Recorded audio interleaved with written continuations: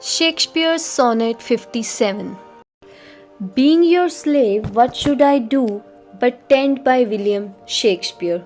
Shakespeare, more affectionately known as the Bard, wrote 154 sonnets. His style of sonnet writing is distinct, and it is considered to be a form in and of itself. As a result, sonnets written in this style are considered to be English or Shakespearean. Shakespeare has a prolific writing career. He wrote and performed a total of 37 plays in his lifetime. Many of the plays were performed at the Globe Theatre in London. Shakespeare died in 1616, but his legacy still lives on today through his many works. Summary of Sonnet 57. Explanation. Since I am your slave, what else should I do but wait on the hours and for the times when you will want me? I don't have any valuable time to spend or any services to do until you need me, nor do I dare complain about how agonizingly long hours are while I watch the clock for you, my king, or how bitter your absence is after you have said goodbye to your servant. Nor do I dare ask you jealous questions about where you might be or speculate about your affairs, but like a sad slave, I sit still and think about nothing except how happy you are making whomsoever you are with. Love makes a person such a faithful fool that no matter what you do to satisfy your desire, he doesn't think you have done anything wrong. Analysis. The poet says that as he is a slave to the fair youth, being your slave, he has to wait, I do, but tend upon his every beck and calls times of your desire. He says he has no time of his own, straightway in Sonnet 57. The speaker acknowledges that he is his lover's slave. He says he has nothing else to do but wait until his lover needs him. Regardless of the desire or time, the second two lines of first quatrain reads, I have no precious time at all to spend nor services to do till you require. These lines further the poet Shakespeare made in the first two lines. Here he says that all of his time and services will be spent on his lover. The second quatrain of Sonnet 57 continues the thoughts expressed in first line.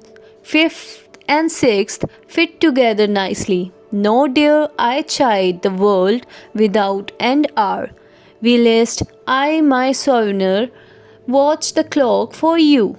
Here the speaker tells his lover that he will not grow angry while he watches the time drag slowly by.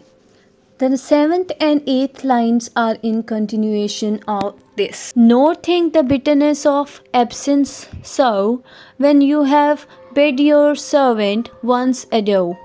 Here he also vows that he will not be bitter when his lover has said goodbye.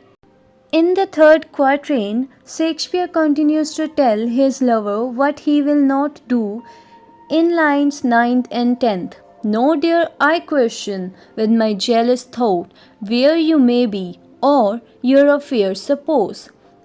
Here he promises his lover he will not grow jealous and question where his lover has been or with whom his lover has been.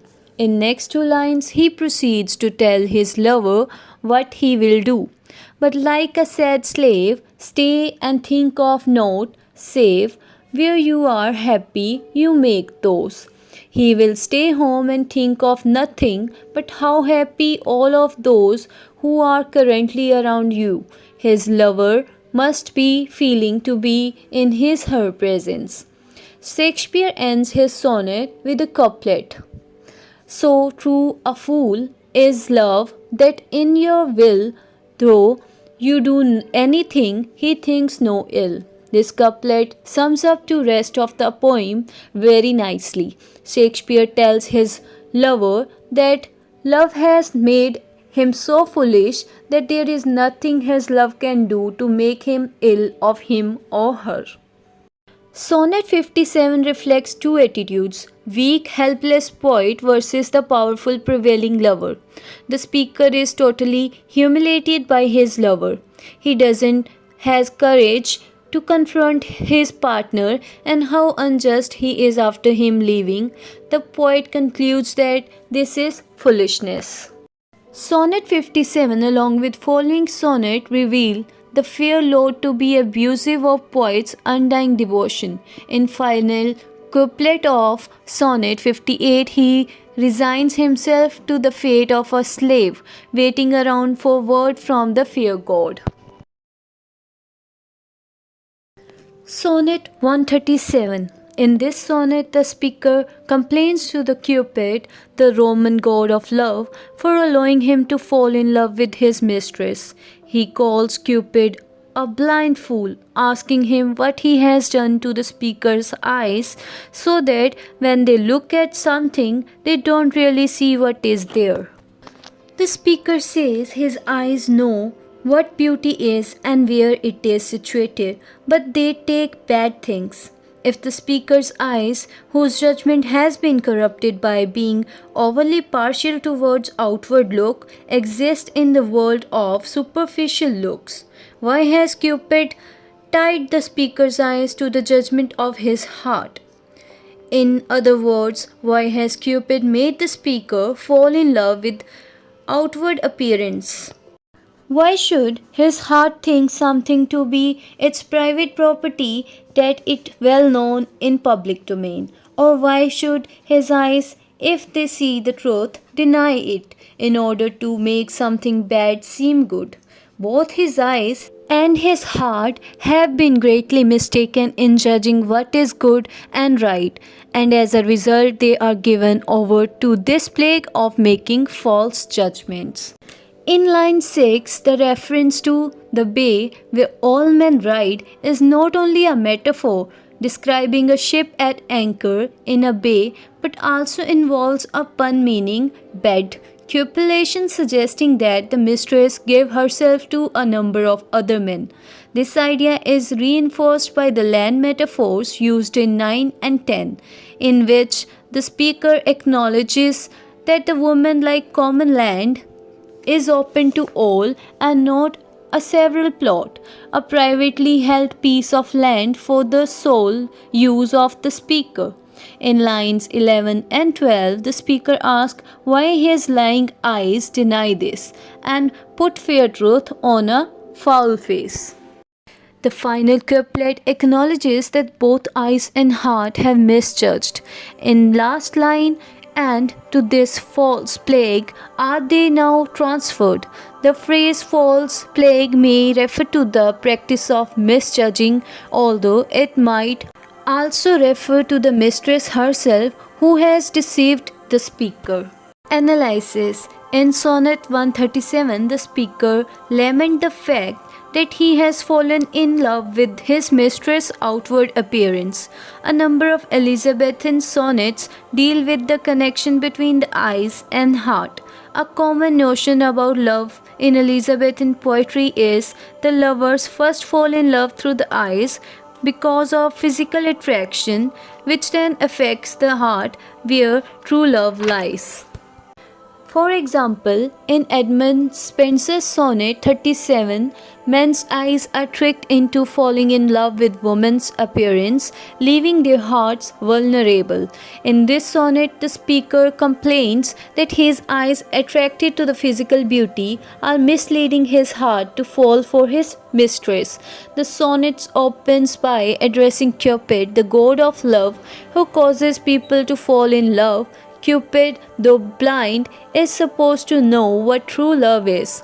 But the speaker's eyes have been fooled and have completely lost the ability to exercise good judgment, therefore taking something bad to be good. First quatrain. Thou blind fool, love, what dost thou to mine eyes? That they behold and see not what they see. They know what beauty is, see where it lies, yet What the best is take, the worst to be. Explanation. Instead of speaking to his lady love directly as he usually does in the thematic group called Dark Lady Sonnets, the speaker is revealing the falseness and foulness of her character as he speaks directly to love. He is depicting the relationship between heart and eyes, demonstrates that he is in reality addressing lust. The speaker asks his first question, as he often does in this kind of musing. He wishes to know what love does to him to make his eyes not see appropriately. He labels love the blind fool. He cannot comprehend that his eyes could betray him. He feels that he is aware of what beauty is, yet when he chances to meet this particular woman, he always manages to become confused by her physical beauty. If eyes corrupt by over partial looks be anchored in the bay where all men ride, why of eyes falsehood hast thou forged hook, whereto the judgment of my heart is tied? Explanation of second quatrain. The speaker then begs the logic of his eyes being placed in the bay where all men ride. He wants to know why should physical appearance attracts him so much. Even more so he wishes to know why the lie told by his lying eyes is permitted to crook the judgment of his heart. Third quatrain. Why should my heart think that a several plot which my heart thinks the wide world commonplace, or mine eyes, seeing this, say this is not, to put fair truth upon a so foul a face. Explanation. The speaker continues to question. He desires to know why his heart can be moved by a woman who behaves like a whore. He wonders why he permits an alluring face that he knows is foul to tempt his. The speaker is again supplying answers to his questions. The behavior or human nature swings like a pendulum between good and evil. His eye sees only outward beauty, while his heart has been swayed by outward beauty and senses and inner person. The couplet. Bamboozled error. In things right through my heart and eyes have erred, and to this false plague are they now transferred? The speaker concludes that his eyes and thus his heart have been bamboozled. They have made a mistake. He leaves the sonnet in this sickening situation that his eyes and heart and mind have been affected by this false plague.